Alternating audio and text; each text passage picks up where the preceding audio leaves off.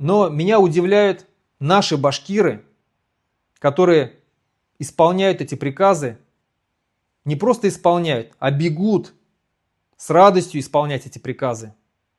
Шовинистические, которые пытаются уничтожить наш же башкирский народ. Я не говорю о Ради Хабирове. Ради Хабиров это не башкир. Меня удивляет люди, которые действительно облеченные властью, которые действительно являются башкирами. Ну вот тот же самый Азат Бадранов, Урал Кельсинбаев, Азамат Абдрахманов. Азамат Абдрахманов вообще с Ишимбайского района, с села Макарова, такое древнее башкирское село.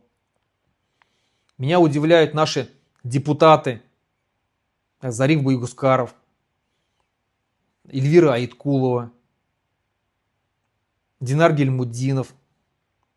Меня удивляют наши люди, которые сидят во Всемирном Курултае башкир, такие как Юлдаш Юсупов, Лариса Абдуллина, Зухра Буракаева, ну и многие другие.